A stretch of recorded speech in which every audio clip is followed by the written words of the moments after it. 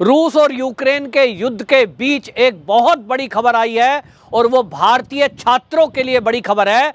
मोदी जी ने पुतिन से बात की और इसके प्रयास से आपको बता दूं, सुमी में, जी हां, सुमी में यूक्रेन के जो 700 छात्र फंसे थे उनको एडवाइजरी जारी की गई थी। जो हमारा वहां पर जो यूक्रेन के अंदर हमारे जो एम्बेसी है उन्होंने कहा था कि आप लोग सुरक्षित रहिए क्योंकि वहां गोलाबारी लगातार हो रही है। जब तक हम सरकार से बात ना कर लें, यानी रूस से बात ना कर लें युद्ध विराम का, तब तक आपको बाहर अपने आप से नहीं निकलना। और इसका छात्रों ने पालन किया। वो वीडियो वायरल हो रही थी। लगभग 700 की संख्या में सुमी के अंदर छात्र फंसे हुए हैं। कुछ लोग अभी भी खार्किव में फंसे हुए हैं और ऐसे में भारत सरकार ने, यानी मोदी जी ने पुतिन से बात की और उन्होंने कहा कि हमारे जो छात्र हैं, क्योंकि वहां से बॉर्डर एरिया जो खार्किव है वहां से आप देखिए पोलैंड का है, दूर है, लेकिन रूस का जो एरिया है, बॉर्डर एरिया है, वो पास है लेकिन 50 किलोमीटर दूर है। 50 किलोमीटर किसी छात्र के लिए पैदल चलकर जाना एक मुश्किल भरा काम है, जबकि दोनों तरफ से गोलाबारी चल रही हो। और इसलिए भारत सरकार ने, मोदी जी ने पुतिन से बात की और उनको इस बात के लिए मनाया या यूं कहें तैयार किया कि आप कम से कम पूरे एक दिन युद्ध का विराम करें। युद्ध विराम होगा तो उस दिन में वो छात्रों को निकाला जाए। इसमें एक बात और फिर अड़ंगे आई, क्योंकि ये जो 50 किलोमीटर की दूरी थी, इस 50 किलोमीटर दूरी को खार्किव से रूस के बॉर्डर तक जाने के लिए भी छात्रों की स्थिति आज ऐसी नहीं है कि वो पैदल जा सकें और एक दिन में पूरा कर सकें, क्योंकि ज़्यादातर छात्र बच्चे जो हैं वो वहाँ इस स्थिति में रह रहे हैं कि खाने के लिए ठीक से नहीं है। दूसरा, उनके पास अपने सामान भी है। तीसरी बात यह है कि पैदल चलने की जो स्थिति है आम बच्चे की, तो 5 किलोमीटर की नहीं है, वो 50 किलोमीटर कैसे एक दिन में पार करेगा। और इसके लिए भारत ने फिर से पुतिन से आग्रह किया, मोदी जी ने, और ये कहा कि भाई हमें जो है ऐसी स्थिति में यूक्रेन की तरफ से कोई सुविधा नहीं मिल रही है, आपकी तरफ से हमें सहयोग की जरूरत है कि आप अपनी बसों को प्रोवाइड कराइए ताकि हम अपने छात्रों को ले जा सकें। तो आपको बता दूं, सुमी में फंसे हुए 700 छात्र और खार्किव में फंसे हुए हैं लगभग 1000 के छात्र। दोनों तरफ के छात्रों को निकालने के लिए रूस ने बाकायदा अपनी 150 बसें दी हैं। ये बहुत बड़ी खबर है कि युद्ध के मैदान में जहां एक तरफ रूस की सेना यूक्रेन के सैनिकों से लड़ रही है, आमने सामने, एक सेफ पैसेज बनाया जाएगा। रोड के दोनों तरफ सुरक्षा बल, टैंक लगाए जाएंगे, मिसाइल खड़ी की जाएंगी और ये जो भारत के छात्र हैं इनको निकालने के लिए 150 बसें भी रूस दे रहा है। ऐसा इतिहास में पहले कभी नहीं हुआ और ये होने जा रहा है और इसका पूरा श्रेय मोदी जी को जाता है। यहां आपको यह भी बता दूं कि मोदी जी पहले दिन से युद्ध स्तर पर इस बचाव कार्य को चला रहे हैं, लेकिन कुछ छात्रों के द्वारा कांग्रेस लगातार एक नैरेटिव सेट करने की कोशिश कर रही है। मैंने एक छात्र का खुद देखा है कि वो इंटरव्यू दे रही थी टीवी चैनल पर, बहुत सारे चैनलों को उसने इंटरव्यू दिया और लिखी पढ़ी एक स्क्रिप्ट थी जिसको वो बोल रही थी सभी चैनल में। मोदी सरकार ने कुछ नहीं किया, हमारी एम्बेसी ने कोई सहायता नहीं की, हम खुद बहुत परेशान हुए। समझने की बात यह है कि ऐसे में जब युद्ध चल रहा है, दो देश की सेना आमने सामने है, मिसाइलें गिर रही हैं, तो कोई भी देश इसमें बीच में एंट्री कैसे कर सकता है? चीन हो या अमेरिका, महाशक्ति हैं, लेकिन उन्होंने भी अपने नागरिकों को यही कहा एडवाइजरी जारी करके कि आप पड़ोसी देशों की सीमा तक खुद आना पड़ेगा, वहां से हम आपको फ्लाइट के जरिए ला सकते हैं। यहां यह भी बता दूं कि चीन ने अपने छात्रों को और नागरिकों को निकालने के लिए पोलैंड बॉर्डर से, यूक्रेन से नहीं, यूक्रेन से वो अपने आप आए हैं और पोलैंड से वहां से उठाने के लिए, उनको एयरलिफ्ट करने के लिए 2-2 लाख रुपए लिए हैं। भारत सरकार ने तय किया कि हम अपने बच्चों को निःशुल्क लाएंगे, फ्री लाएंगे। एयरफोर्स का ग्लोब मास्टर लगाया गया जिसमें 200-250 बच्चे एक बार में आ रहे हैं। यहां तो बच्चों के हालत यह है कि कोई कुत्ता साथ में लेके चल रहा है। मैं तो बिना कुत्ते के नहीं जाऊंगा। मतलब आप वहां पढ़ने गए हो या कुत्ता पालने गए हो? कोई एक लड़की है केरल की आई थी, वो कह रही मेरी तो बिल्ली साथ में आएगी। लेकिन मोदी जी हैं कि कोई कुत्ता ला रहा है, कोई बिल्ली ला रहा है, कोई मोदी को फिर भी गाली दे रहा है, वो सबको ला रहे हैं। अभी विपक्ष ये कहता है कि राहुल गांधी उन बच्चों की वीडियो ट्वीट कर रहे हैं, जो बच्चे नैरेटिव सेट कर रहे हैं।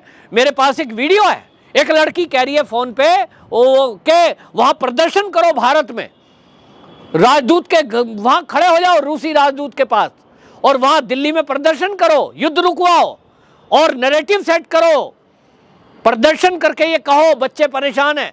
मतलब आप इस युद्ध की विभीषिका में जब मोदी सरकार एड़ी चोटी लगा रही है और रूस से युद्ध विराम कराने में कामयाब हो गई। अब आप समझिए, पहली बार हुआ कि युद्ध विराम हुआ, 6 घंटे के लिए रूस की सेना ने युद्ध विराम किया। अब दोबारा मैं आपको बता दूं, रूस की सेना को इस बात के लिए तैयार किया गया कि वो यूक्रेन के सुमी और मारियुपोल और वोल्नोवाका में फिर से युद्ध विराम करे, यानी अपनी सेनाओं को वो ये आदेश दे कि वहां वो गोलाबारी ना करे और जो भारत के बच्चे हैं उनको निकालने के लिए सेफ पैसे तैयार करे। ऐसा इतिहास में पहली बार हुआ है और पूरी दुनिया ने इस बात को लेकर मोदी जी का लोहा माना है कि पहली बार कोई नेता भारत में ऐसा आया है जिसने रूस के राष्ट्रपति को भी इस बात के लिए तैयार कर लिया कि वो भीषण युद्ध के बीच अपनी सेनाओं की बंदूकें और तोप गोले को रोक दे। अब यहां आप देखें कि राहुल गांधी हो या कोई हो, मैंने राहुल गांधी के ट्वीट्स देखे हैं, वो उन वीडियो की बगैर जांच करे। कहना क्या चाहिए? क्या उनको नहीं पता कि 20,000 छात्र वहां पढ़ने के लिए गए? अभी तक, आज तक, जब मैं ये न्यूज कर रहा हूं, आपको बता दूं कि आज तक 13,000 बच्चों को भारत सरकार निकाल कर ले आई है। ये बाकायदा विदेश मंत्रालय के जो प्रवक्ता हैं बागची, उनका बयान है ऑफिशियल कि 13,000 छात्रों को हमने यूक्रेन से निकालकर और पड़ोसी देशों के राज्यों में, पड़ोसी देशों में हमने उनको रखा है। बाकायदा खाना पीना वहां सब अरेंजमेंट रखा है उनके लिए, और वहां से बारी बारी से फ्लाइट को ला रहे हैं। एक दिन में 10-10, 15-15 फ्लाइट आ रही हैं।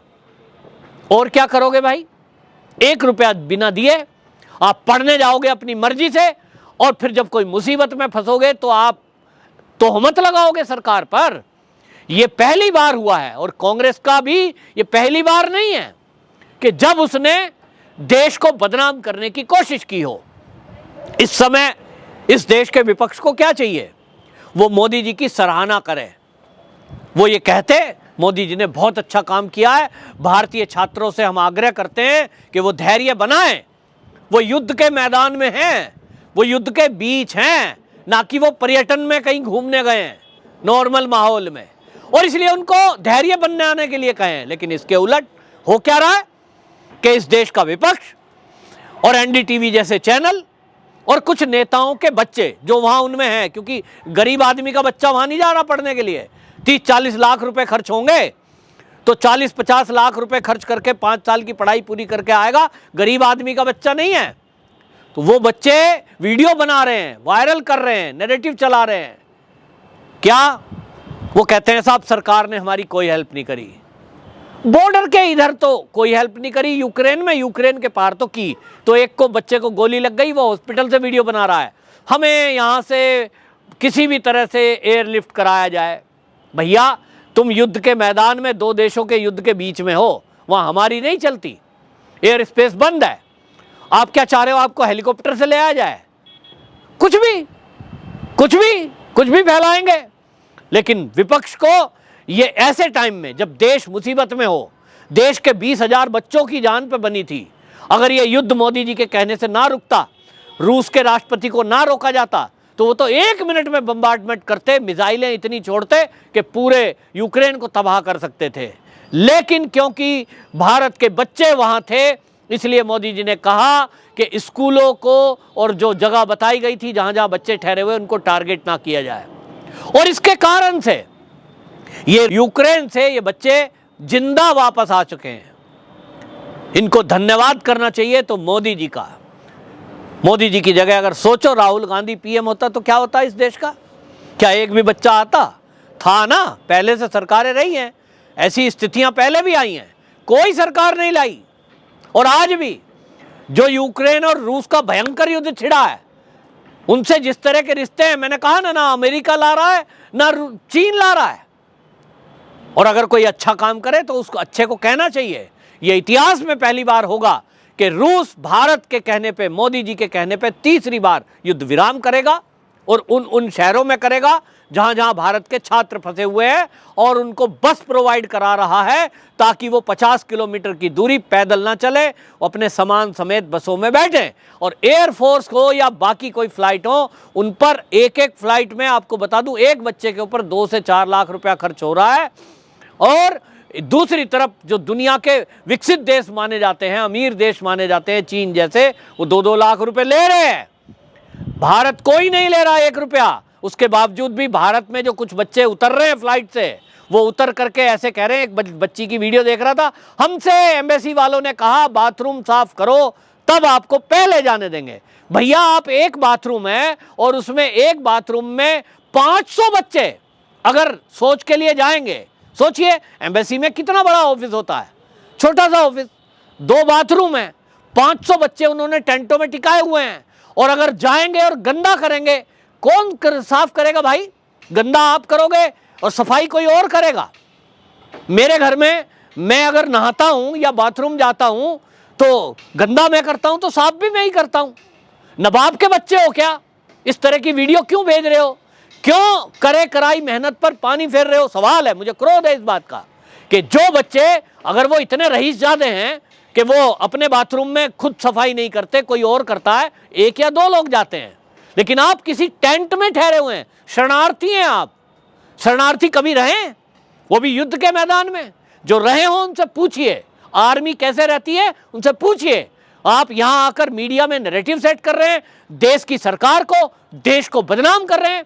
और जो एम्बेसियां दिन रात काम कर रही हैं, 4-4 मंत्री केंद्रीय वहां बैठे हुए हैं भारत सरकार के, उनके सारे किए कराए पर पानी फेरने में लगे हुए हैं।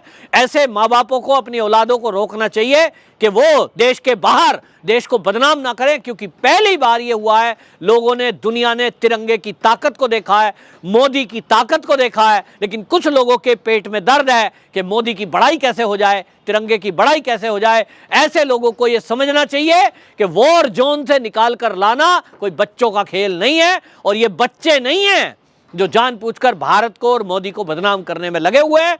ऐसे लोगों को पहचानें और कम से कम इनको जलील तो करें कि तुमको भारत को बदनाम करने का कोई हक नहीं है। हमारे जैसे टैक्स पेयर का पैसा आपको उठा के वहां से ला रहा है फ्लाइट में फ्री। आप सक्षम हो तो अपना किराया टिकट लेके पहले ही क्यों नहीं आ गए थे जब आपको कहा गया था? बहरहाल ये बहुत खुशी की खबर है।